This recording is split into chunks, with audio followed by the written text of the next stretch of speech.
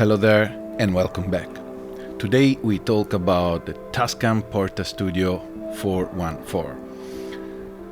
It's one of my favorite tools to work with cassette for many reasons. It was pretty cheap years ago. Now it's kinda hard to find one. The price skyrocketed, but it's still a very fun tool to have in the studio to create many different things, from simple loops to pads that then you can reuse with other samplers. So before going on, if you want to support the channel, please subscribe, share. You can help me by buying through the link down below. And I also will publish another video with a few other techniques you can use with these on my Patreon. So there's gonna be a more in-depth review, and definitely that would be the best way for you guys to support my channel. Okay, so I publish a small performance with what you are hearing now, and I want to show you how I did it. So let's first go track by track. Every sound came from the OP1, and I recorded 4 different times in the 4 tracks of the Tascam, and then I added the reverb at the end. So let's just start to hear how it would sound. So the first technique is that whenever I record on the Tascam, this is the pitch control. So basically it speeds the loop. This cassette is a 10-second loop when it's at the center position. And how it's made. So I open another loop I did. I hope you guys see clearly. So basically I have, you just need first a kind of cassette that has a screw that you can screw open. And you prepare one loop, cutting the tape. So basically there's many technique, and now I will not put it back because that's my wife's hands that are perfect for this. She made a lot of loop for me, and then you pass this back through all of these, the path. Here we are. That was easier than I thought. And there's many technique on how you can pass the tape along that, making shorter or longer. For example, if you remove these and you make it tighter, it's gonna be a 5-second loop. It's never really precise, so you need to embrace the fact that this is gonna be a very highly experimental attempt every time. And I prepare many different cassette. I have some that is 10 seconds, some is 6, someone that I managed to ruin the tape inside and make it. This one should be one. This one, if you would see the tape, it's all a little crunched, and I ruined it so it makes the sound like as you expect from an old ruined cassette. So this definitely takes some time, and it's a craft thing, but it's kind of fun.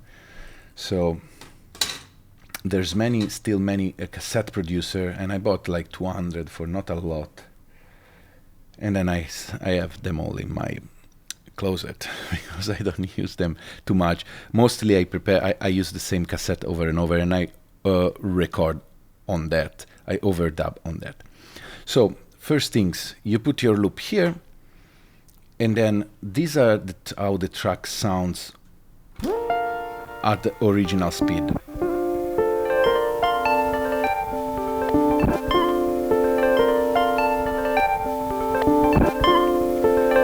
So when you hear that this noise, that is when the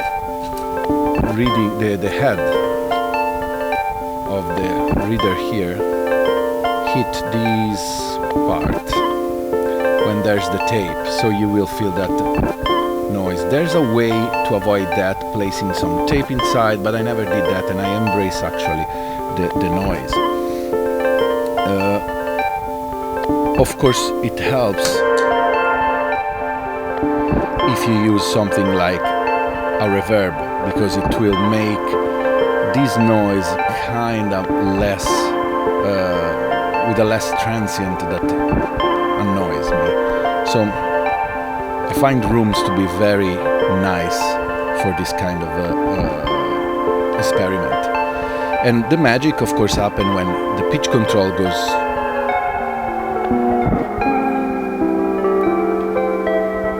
like this. But let's listen what I did. So we will try to replicate something, so I show step by step how to do it. The first step is I usually put down a loop, and you never know how long the tape is, so you just go by, you know, surprise, whatever happens. So this was the first things. Once the first loop is put down, you will have a reference on how long it is. So I had it then something like this.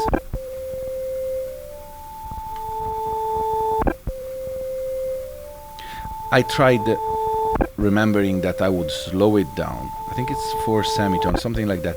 And so I put it at a higher pitch.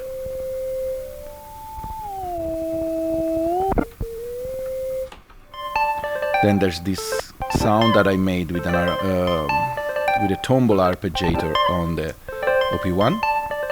And finally, a sort of pad. So while this doesn't sound super crazy, this sounds more interesting when you pitch down and do that. The other things, I'm keeping the OP1 on the 5 and 6, so it goes stereo and stereo, and I play some other sound like this.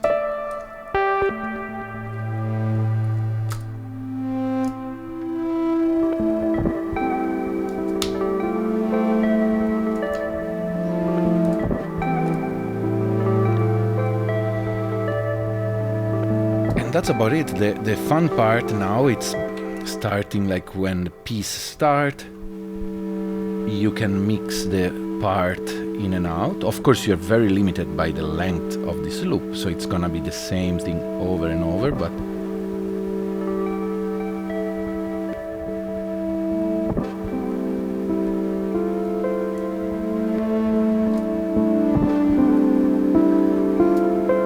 so one fun thing could be having many loop cassette and maybe a couple of Portastudio, and sort of mix in and out, like being a DJ but with cassette, with your loops, so you can play. Say you have a lot of effects.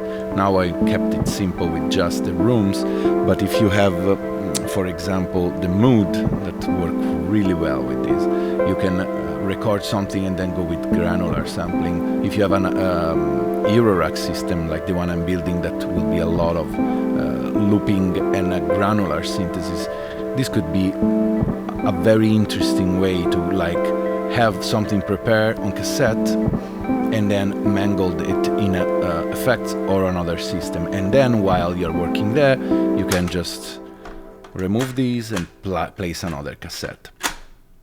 So let's see, let's keep this one because I might use it for other stuff.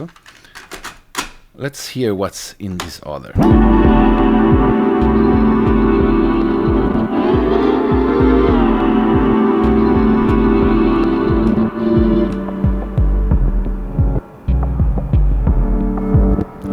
For example, here I have a loop going on, and almost magically I managed to make it long and fit the loop of the tape. That is very hard.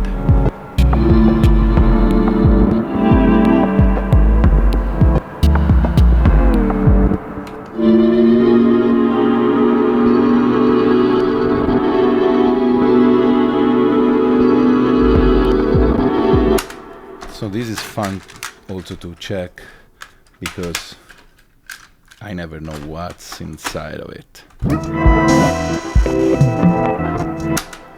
is definitely nothing good. The other possibility that I'll show you soon. let's record over this. The other possibility would be to buy this pre-made loop cassette. This one lasts a minute, so you would have a minute long loop, and it could be interesting because then you can, let's see what is inside. You can record a long pad, something.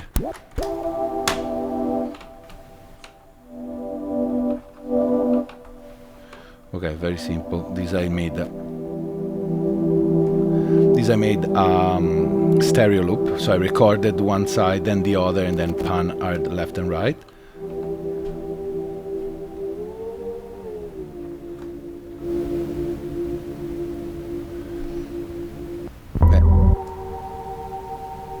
And probably I then resampled it for other use, because that's the things that I do a lot.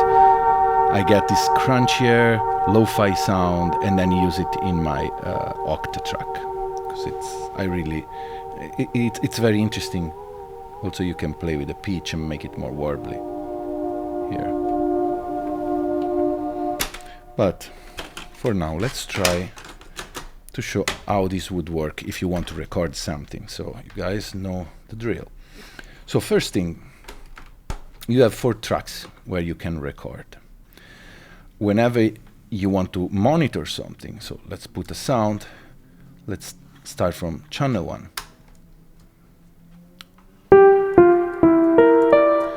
With the trim, you basically set the if it's line of microphone, so if you need more gain. I always try to record not very high, because then it's gonna sound weird, at least in this unit. Then you have a very scratchy, all my spots here are super scratchy. So I always try to record keeping these flat. You have also 2 effect send, so if you want, you can use it. I never use it really.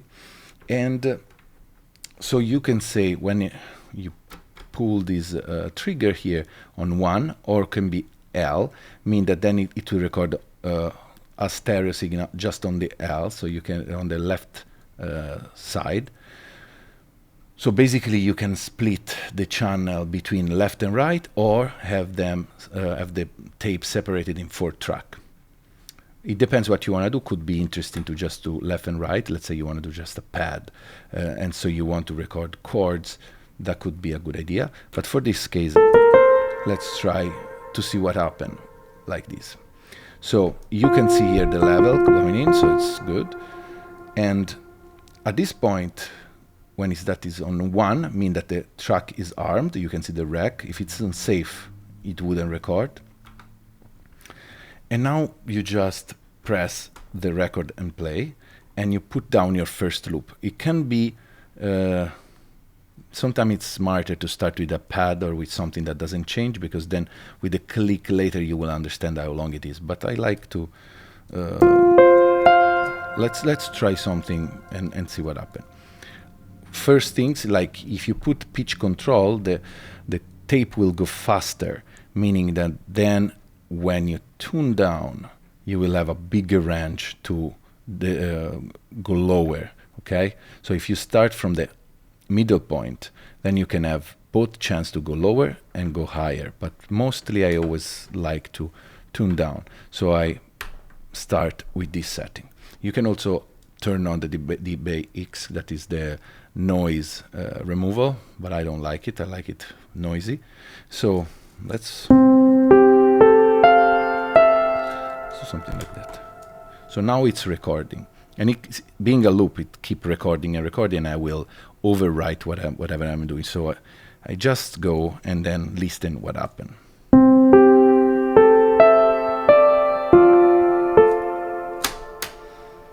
That was something I didn't like, but let's hear. Oh, ha! Look at that. I used not a loop cassette, so we'll have to do it again. Tape. Okay.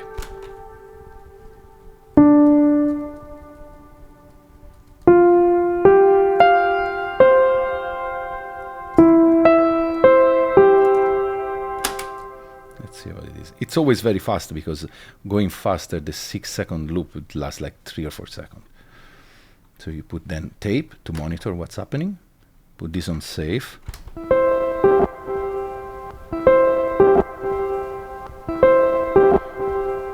So that's what it came, because I overwrite.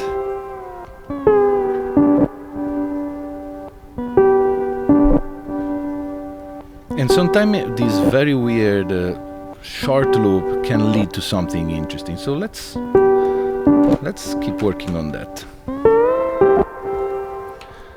So now we go. You always remember to put this on safe, otherwise when you record it will overwrite, even if there's no signal going in. So let's listen to this.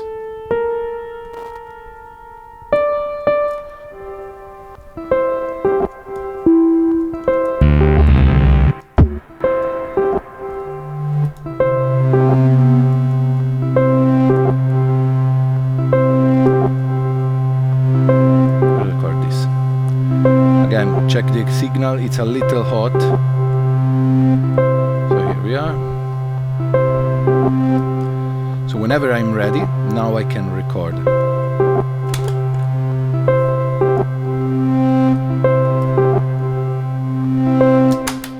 And let's hear now.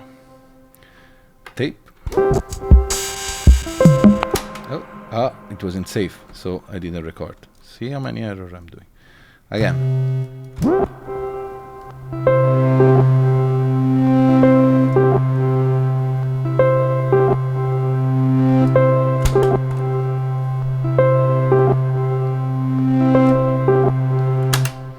Now it should be okay.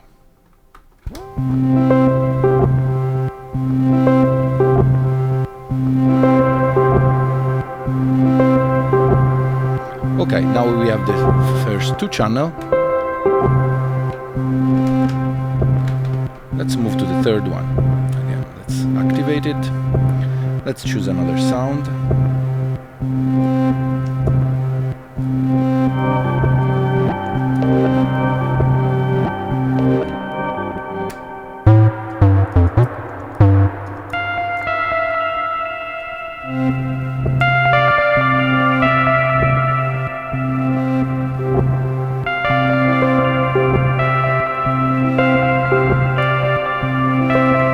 Let's record this.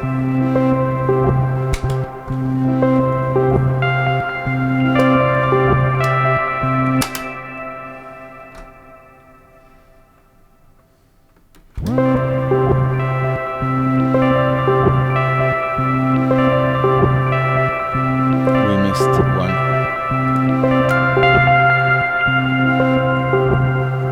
Let's do it again.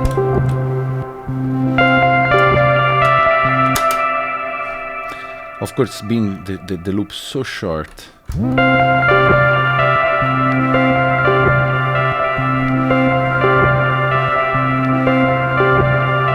okay, this can work.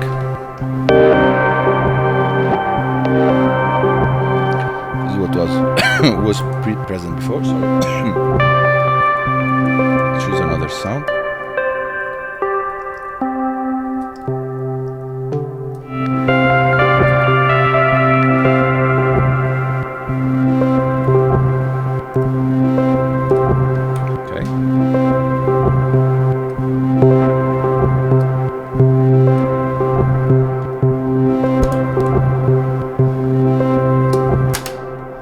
All right.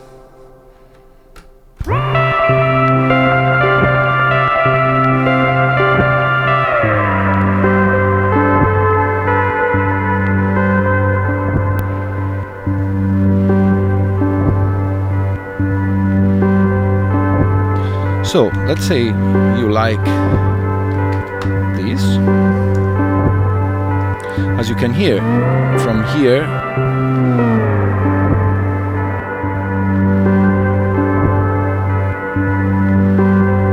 now you have the chance to EQ with the scratchy parts.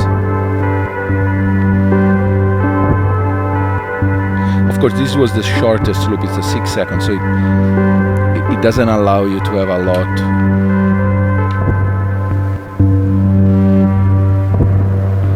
But again, you can play with these two.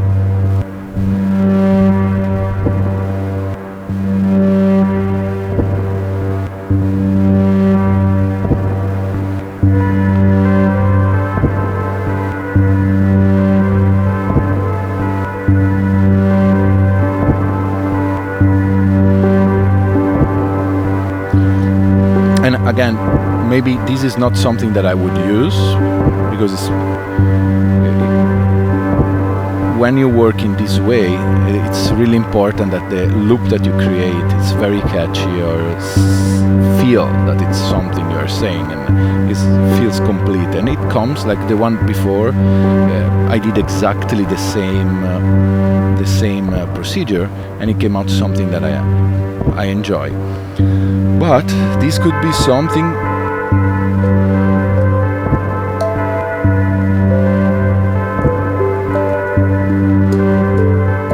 and you can play on top of it.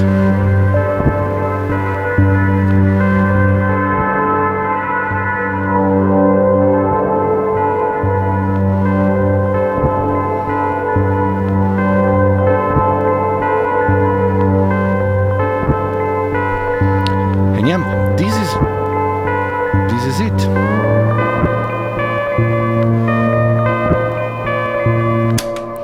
So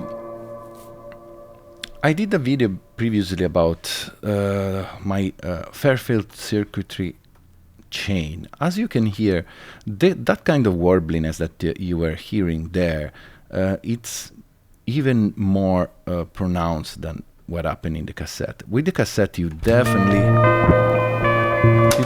get a very interesting and nice vibe.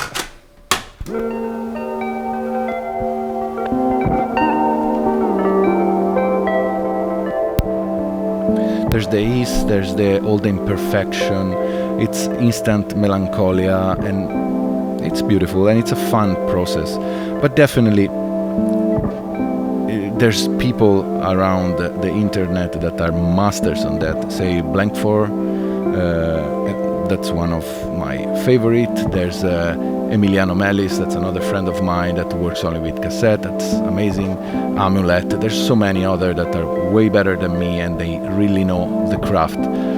I find interesting to have it in your studio, because there's another way that I'm using that I will do on my Patreon, that is using this as a chord machine and having like pad at your fingertip, and you can mix it in and out. So that's another interesting way to have it when you perform. There's some video that I did previously on my Instagram. You can see that technique with actually the beautiful hands of my wife. But yeah, this is one way to have fun with it. I hope you have a better idea on what it takes to play with cassette tapes, and I hope if you want to play with something like that, that you will find one for cheap. There's a different model. There's a simpler model with just 2 channels. The things that I recommend is having this, because some machine doesn't have the pitch control. So you need some way to tune your cassette. There's machine that goes even lower pitch control, so, and there's a modification to make it going even slower. The slower you go, the more analog artifact you will hear, and the more it's gonna be intense the effect of the cassette. So it's worth to find. I think the 414 is one of the best compromise of them all. Okay, so hope you enjoyed this video, and I'll see you for the next one. Again, if you want to support me, please subscribe, share this video. You can also subscribe to my Patreon, where I will publish weekly different content or sample pack or more in-depth review. Okay, thank you very much, and I'll see you next time.